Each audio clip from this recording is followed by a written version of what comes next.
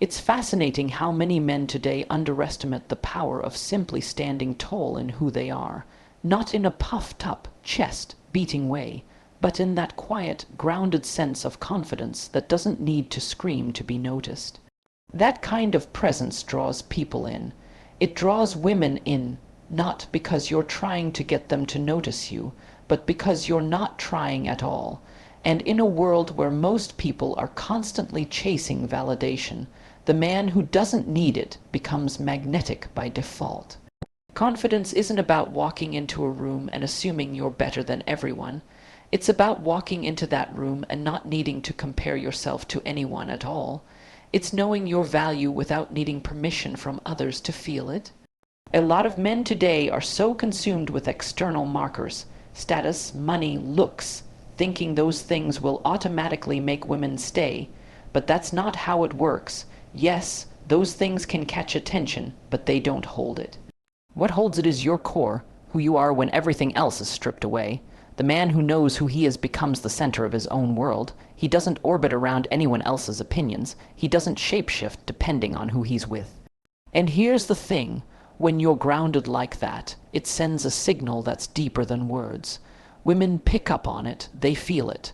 They feel that you're not easily swayed, that your approval is not up for sale, that your time and energy aren't given away freely just because someone is beautiful. That's attractive, that's rare, and that rarity makes you unforgettable. When a man is confident, he also doesn't overreact to rejection or emotional storms. He doesn't try to control outcomes. He doesn't panic when a woman pulls back or tests him, because he's not operating from fear. He knows that whether she stays or leaves, he'll be fine. He doesn't need her to complete him. He's already complete, and paradoxically, that's what makes women want to stay. It's not about being distant or cold. It's about being secure. When you're secure, you become a safe place for her to open up, because she senses that you're not going to lose yourself in her emotions. Now think about the opposite. A man who's always second, guessing himself, who can't make decisions without checking if she's okay with it, who clings when she pulls away, or who gets emotionally unstable when she doesn't respond the way he wants. He loses her respect. And once respect is gone, attraction follows. Women don't want to mother their partners. They want to be with a man who can lead, not dominate, but lead with strength, calm, and clarity. You don't become that man by faking it. You become him by doing the work, by facing your fears, setting your standards, and deciding that no matter what happens in your life, who leaves, who stays, you will not betray yourself. You're not here to prove your worth. You're here to embody it. And when you start showing up like that, the whole game changes. You stop chasing and start attracting. You stop performing and start commanding presence. And women, they feel that. They respect that, and they don't want to leave that. They want to stay exactly where that kind of man is. There's something deeply wrong with the way many men approach relationships today. They've been taught, either directly or indirectly, that their worth is somehow tied to how much they pursue a woman, how much attention they can give her, how quickly they can respond, how eager they are to prove they care. And they do it not because they're strong, but because they're afraid. Afraid of losing her, afraid of being alone, afraid of not being seen as enough. But that fear poisons everything. It makes you weak. And no woman wants to be with a weak man. The truth is, you're not supposed to be orbiting around her. You're supposed to be living a life with such depth and direction that she wants to be part of it. Not because you begged for her attention, but because your mission is so compelling, so real, that she can't help but be drawn in. The pursuit of purpose, that's what defines a man. When your energy is primarily focused on building something meaningful, something bigger than yourself, something you care about deeply, that's when women become interested, because they can see that you're not looking for someone to complete you. You're complete already. You're inviting her to join a life that already has weight and structure to it. The problem is that many men drop everything the moment a woman shows interest. They stop working on their goals. They cancel plans. They become available 24/7. and at first she might appreciate the attention. But soon that admiration turns into irritation. Why? Because she can see that his focus shifted. She stopped being an addition to his life and became the center of it. That kind of energy is suffocating. It's needy. It makes her feel like she's responsible for your happiness, and no woman wants that job. You have to understand something fundamental. Women aren't attracted to men who chase them endlessly. They're attracted to men who are going somewhere, men who have direction, who have standards, who have a backbone. A woman wants to feel chosen, yes, but she also wants to feel like she's earned a place in a man's world that already has meaning. Not one where she's the only meaning. That distinction is everything. Now, this doesn't mean you should be cold or distant or emotionally unavailable. It means that your time, your attention, your focus, those things are valuable. You don't throw them around recklessly. You prioritize them, and your highest priority as a man should be your purpose. Because when you're fully immersed in that, you become more powerful, more stable, more magnetic. Women don't want a man who exists to make her feel validated. They want a man whose very presence challenges her to rise, to evolve, to grow with him. Not because he demands it, but because she senses the strength in him and wants to match it. If you find yourself constantly chasing, constantly texting first, constantly worried if she's going to respond or lose interest, pause and ask yourself what you're neglecting in your own life. What goals have you sidelined? What passions have you ignored? What kind of man were you before she came into the picture? And why did you let that part of you disappear? A woman doesn't want to be your destination. She wants to walk beside you as you move towards something greater. So stop treating her like the prize and start treating your purpose that way. When you do, you'll notice a shift. You'll stop feeling desperate. You'll stop reacting emotionally to every small signal. And you'll start feeling grounded again because you're no longer trying to win her approval. You're too focused on becoming the man who doesn't need to chase because everything worth having is drawn to him naturally. That's the kind of man a woman doesn't want to leave.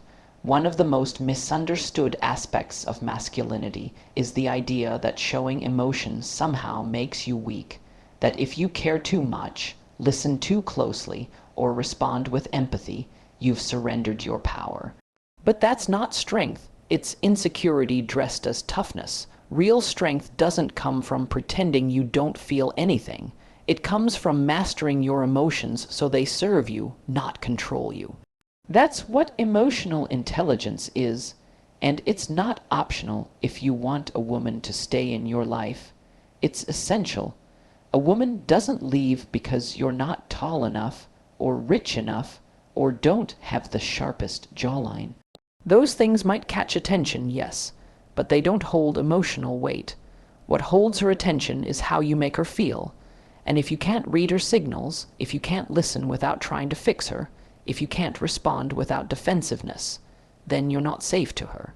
Not emotionally, and when a woman doesn't feel emotionally safe, she distances herself, first subtly, then completely. Now, a man with emotional intelligence doesn't mean a man who lets himself get walked on.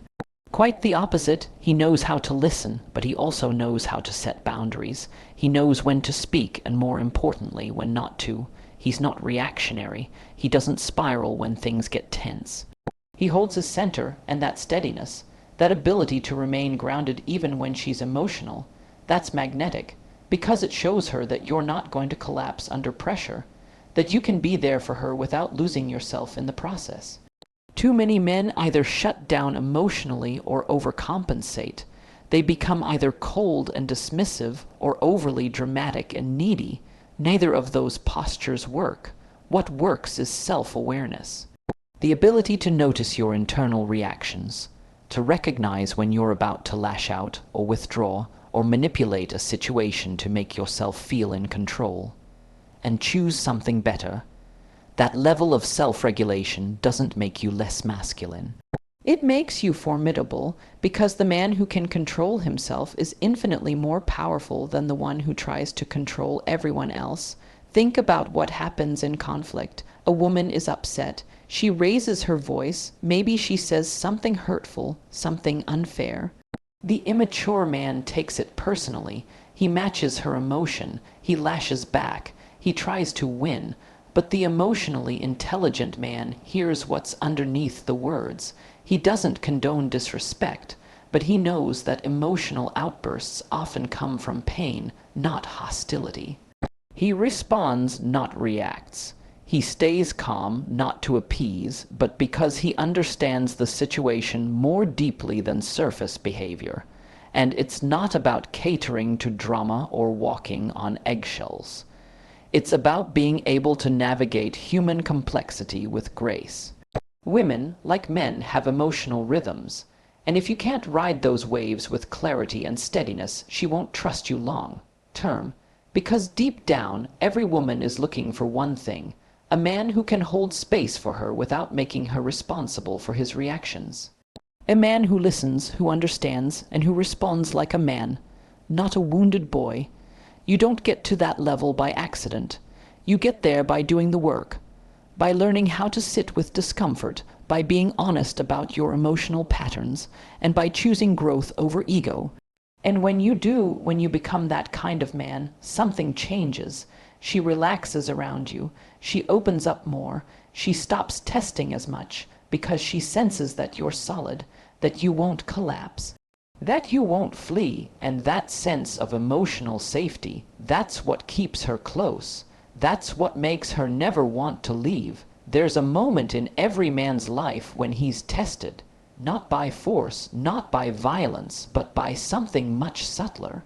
He's tested by how much of himself he's willing to compromise just to be accepted, just to be liked, just to keep the peace. And that's the moment when most men fail, not because they're weak, but because they never learned to hold their frame. They confuse love with approval. They trade self-respect for temporary comfort. And the worst part is, they often don't even realize they're doing it, but women notice, they feel it. They sense the moment a man starts bending, not out of strength or compassion, but out of fear. The fear of upsetting her, the fear of losing her, the fear of not being enough, as he is. So he starts shifting. He agrees to things he doesn't really believe in. He softens his words, not out of kindness, but out of anxiety. He lets her lead in areas where he should be leading, not because she asked him to, but because he's afraid of conflict. And every time he does that, a little part of him disappears, and she feels it. And whether she says anything or not, she starts losing respect. To keep your frame means to hold your ground, not stubbornly, not aggressively, but from a place of calm certainty. It means you've done the work to know who you are and what you value, and you're not going to betray that just to keep someone around. You don't fold under emotional pressure. You don't change your opinions just to avoid being alone. And you don't seek validation through compromise. That doesn't mean you're rigid. It means you're rooted, and there's a world of difference between the two. Relationships are dynamic. There will be push and pull. There will be times when emotions run high, when she challenges you, when she wants to see what you're really made of. Not because she wants to destroy you, but because on some level she needs to know that you can handle her fire without losing your structure.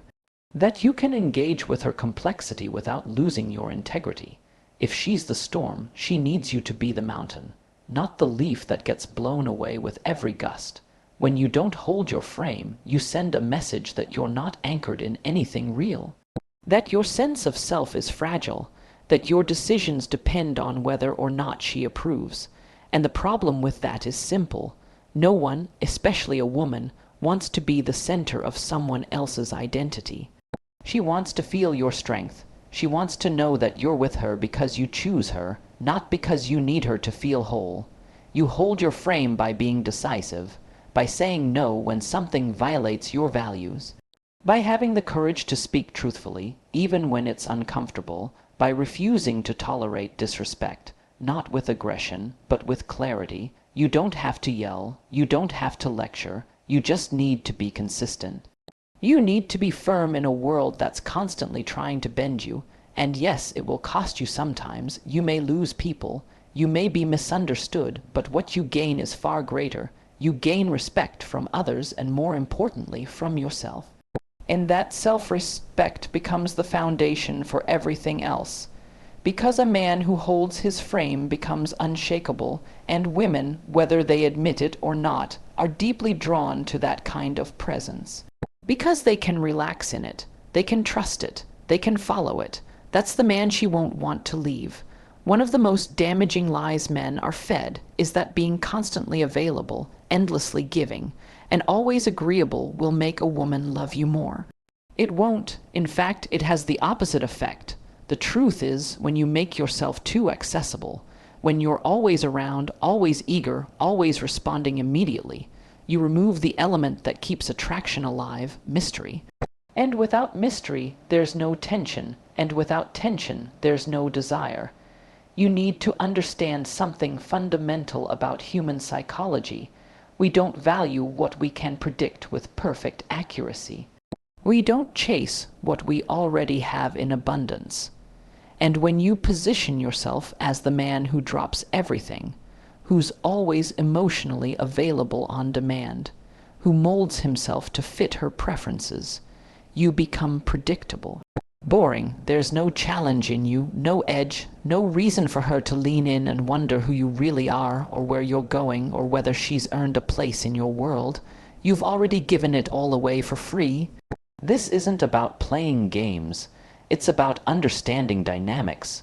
When a woman feels like she knows everything about you in the first week, your schedule, your thoughts, your emotional availability, your insecurities, where is the intrigue? Where is the tension that keeps her emotionally engaged? She wants to explore you, not feel like she has you all figured out. When there's no discovery, there's no excitement, and without excitement, the relationship dies. A man who creates desire understands the power of space. He doesn't overshare. He doesn't oversaturate her with attention. He doesn't rush to define the relationship or smother her with emotional dependency. He's present, yes, but not constantly. He allows room for her to miss him. He lets silence speak without panicking, and in that space she starts to feel the pull. She starts to wonder. She starts to invest. And the reason most men struggle with this is because they're operating from fear. Fear of being forgotten, fear of losing her to someone else, fear of not being good enough unless they're doing something. So they cling, they chase, they overcompensate. But that energy is heavy, it's desperate, and women can feel it.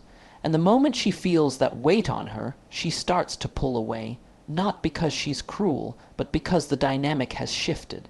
You've made her the prize and made yourself the pursuer, and that imbalance suffocates desire. Instead, become the man who doesn't need to be chased or chase anyone else. The man who's deeply rooted in his own life, his own rhythm, his own goals. A man who enjoys connection but doesn't need it to feel whole. Because when you're self-sufficient, when your days are full, your purpose clear, your mind focused, you become elusive in the right way, not distant. Just hard to pin down, and that kind of energy is intoxicating. Not because you're pretending, but because your life is actually meaningful, with or without her. And this doesn't mean you stop being warm or affectionate. It means you stop being predictable, you stop living reactively and start living intentionally. You create contrast in the relationship, moments of presence followed by moments of absence, moments of openness followed by moments of solitude. That contrast creates rhythm, and rhythm is what keeps her curious. It keeps her wondering where she stands, not in a manipulative way, but in a way that keeps the dynamic alive. Because if she always knows how you'll respond, there's nothing left to explore. A man who creates desire isn't a man who plays games. He's a man who respects himself enough to not be consumed by anyone else. He gives because he wants to, not because he fears losing her. He loves from a place of strength, not dependence. And because of that, he remains a mystery worth uncovering again and again. That's the kind of man a woman will never want to walk away from.